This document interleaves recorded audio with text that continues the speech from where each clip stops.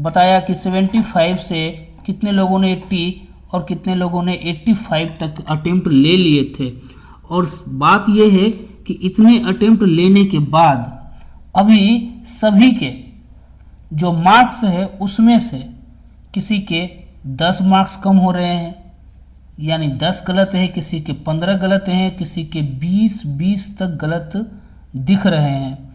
इससे यह साफ जाहिर हो जाता है जो क्वेश्चन का लेवल था थोड़ा टफ था और सभी के बहुत ही ज़्यादा जो था वो रॉन्ग आंसर यहाँ पर देखने को मिल रहे हैं। तो यहाँ पर जो लोग 80 अटेम्प्ट करके आ रहे थे वो लोगों का अभी स्कोर जो है वह 57 तक आ गया है। वही बात कर ले बहुत सारे लोगों का जो कि 70 तक वहाँ पर क्लियर करके आए थे, अटेम्प्ट करके आए थे, उन लोगों का अभी जो है वो 60 के आसपास आ रहा है, तो किसी का 62 आ रहा है, तो किसी का 65 आ रहा है। तो कहना यही है कि यहाँ पर मार्क्स जो है स्टूडेंट्स के बहुत ही कम आ रहे हैं। ये ऐसे स्टूडेंट हैं जो कि तैयारी किए थे, अच्छी तरीके से तैयारी किए थे, लेकिन क्वेश्चन का जो इस बार पैटर्न रहा उसने सभी को उलझा के रख दिया है। लेकिन यहाँ पर कुछ लोगों से हमने बात भी किया है, तो कुछ लोगों का जो है 72 नंबर, किसी का 68 नंबर तक भी आ रहे हैं। तो ऐसे स्टूडेंट जो हैं वो बहुत ही कम हैं, बहुत ही कम है, जिसने कि मुझे मैसेज किया है पूरी तरीके से। तो यहाँ पर अब जो है क्या हो जाएगा कि कट ऑफ मार्क्स जो आप देख सकते हैं वह बहुत ही ज़्यादा कम चला जाएगा। ठीक है, ऐसा हम क्यों कर रहे हैं? तो इसके पीछे एक रीज़न है। देखिए अभी हमारे पास जो है वो बहुत सारे लोगों का क्या है कि उनका दिया गया जो एग्ज़ाम था उसका पेपर जो है मेरे पास अवेलेबल हो गया है। बहुत लोगों का मैंने अवेलेबल यहाँ पर उनसे मांगा है और उन्होंने हमें शेयर भी किया है। बहुत सारा क्वेश्चन जो है ये है। अगर आप इस क्वेश्चन की बात किया जाए, इस एग्ज़ाम का बात किया जाए, तो देखिए ये 24/6/2025 यानी कि ये 24 का पेपर है, 24 जून का पेपर है। अब देखिए यह जो था सेकेंड शिफ्ट में था, यहाँ पर टाइमिंग देख सकते हैं 12:45 से 2:15 तक यहाँ पर सेकेंड शिफ्ट में ये एग्ज़ाम था। इनका भी जो है वो क्या हो रहा है, बहुत ही कम मार्क्स आ रहा है। मतलब कितना आ रहा है, तो लगभग यहाँ पे जब हमने चेक किया तो यहाँ पे पता चला इनका भी कितना आ रहा है, 59 आ रहा है। इसी तरीके से बहुत सारे हमारे पास पेपर हैं जिसमें कितना मार्क्स आ रहे हैं, हमारे पास टोटल 18 पेपर हैं। इसमें से मात्र 3 लोगों का, एक का 72 है, एक का 74 है, एक का 74 है और एक लोग जो है वो 69 किए हैं। तो ये ही 3 लोग जो हैं वो हमारे 18 पेपर में वो टॉप में है। बाकी सब जो है वो 60 से नीचे है, 60 से नीचे और 50 के ऊपर है, 60 से नीचे और 50 के ऊपर है। यहाँ पे जो लोग हैं 3 लोग को मैंने बताया 70 प्लस हैं।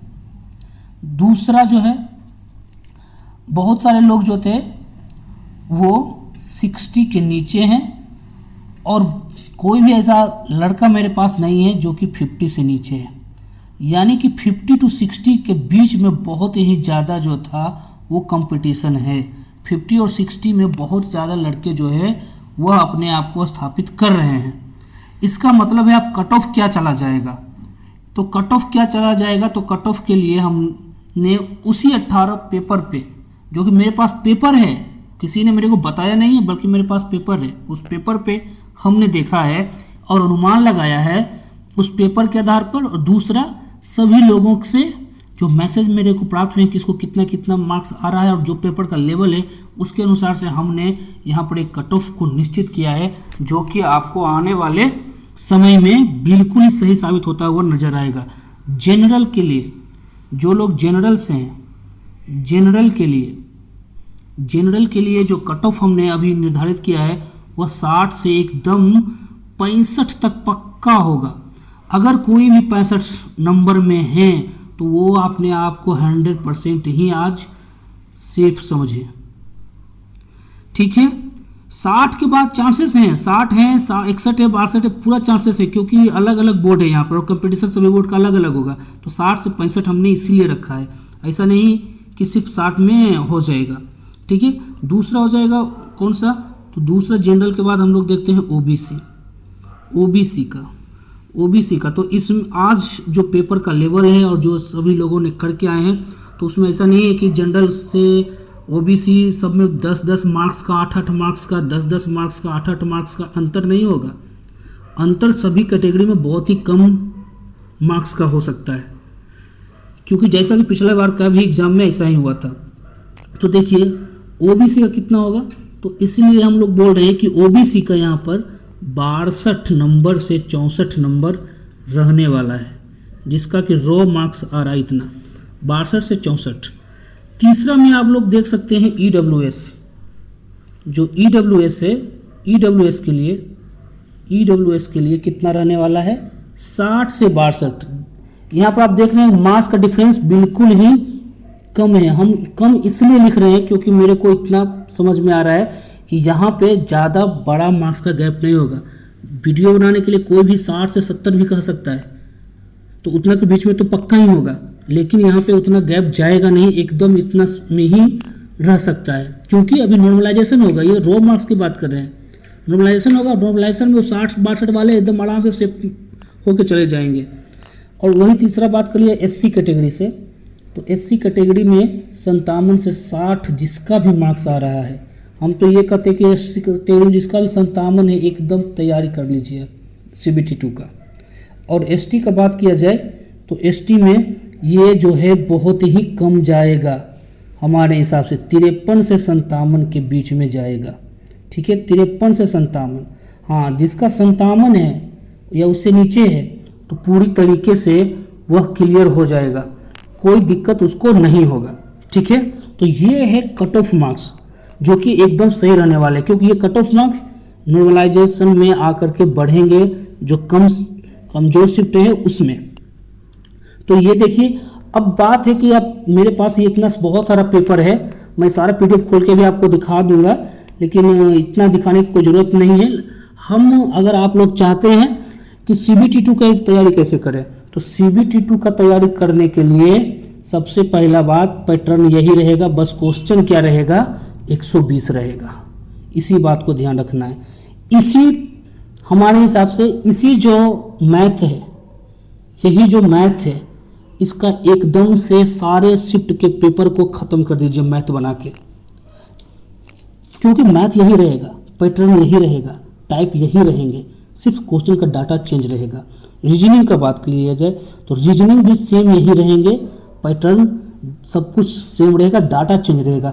अगर आपने ये सारे सेट को बना लिया तो क्लियर हो जाता है, फिर आपको कोई दिक्कत नहीं होगा मैथ और रीजनिंग के लिए।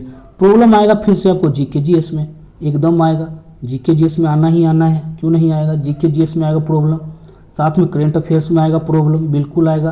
तो करेंट अफेयर्स की हम बात करें तो करेंट अफेयर्स के लिए आप जो है ज़्यादा नहीं, अभी से ही, क्योंकि आपको 1 से 2 महीने में एग्जाम हो जाएगा, तो अभी से ही आप जो है कौन कौन सा महीने ले लीजिए, मई का पूरा ले लीजिए, जून का ले लीजिए, सबसे पहले ये दोनों महीने का लीजिए। उसके बाद जब ये दोनों पूरे तरीके से कंप्लीट हो जाए तो आप फिर मार्च और अप्रैल का देख लीजिएगा, मार्च और अप्रैल का देख लीजिएगा, मार्च और अप्रैल का, ठीक है। तो इस तरीके से आप पूरी तरीके से करेंट अफेयर्स को तैयार कर सकते हैं। और GK GS का बात रहा तो अब आपको GK GS का पैटर्न मालूम हो चुका है कि कहाँ से किस तरह से पूछा जा रहा है। तो आप ज़्यादा से ज़्यादा प्रैक्टिस जो है इस सारे जो सेट हैं उसको कर लीजिए, और अगर वो कर लेते हैं तो CBT 2 हो या फिर अंडर ग्रेजुएट वाले जो स्टूडेंट हमको देख रहे हैं वो CBT 1 हो, आराम से कर लेंगे जाएंगे क्वेश्चन को। तो अगर आप लोग चाहते हैं कि हम आपको ऐसा वीडियो प्रोवाइड करें सेपरेट मैथ का, रीजनिंग का, GK GS का, करंट अफेयर्स का, तो क्या आपको चाहिए, या पूरा फुल पेपर सॉल्यूशन करवाएं, हर एक पेपर का जो हुआ है, जितना पेपर हुआ है उसका अगर फुल सॉल्यूशन आप लोग चाहें कि हम करवा दें, जिससे कि आपको साफ आगे आने वाले परीक्षा में फ़ायदा हो जाएगा, तो आप कमेंट में करिए कि आपको जीके चाहिए या फिर रीजनिंग चाहिए, मैथ चाहिए, या पूरा फुल पेपर जो हुआ अभी तक एनटीपीसी में 5 जून से 24 जून तक सबका आपको एक एक करके वीडियो बना के क्लियर कर दें। तो ये था एक महत्वपूर्ण जानकारी। तब तक के लिए अपना ख्याल रखिए, हमारे चैनल को सब्सक्राइब कर लीजिए। मेरा प्रयास अच्छा लगा तो आपको CBT 2 का एग्ज़ाम क्लियर करना है, आपको आगे बढ़ना है, तो हमारे इस चैनल से ज़रूर आपको कुछ न कुछ लाभ जरूर होगा, इसलिए आपको सब्सक्राइब करना होगा। आपकी मर्जी है, आपको अगर मेरे वीडियो से फ़ायदा होता है तो सब्सक्राइब जरूर करें, लोगों को बताएं। ठीक है, आप जैसा कमेंट करेंगे मैं तुरंत ही आपको रिप्लाई कर दूंगा। धन्यवाद।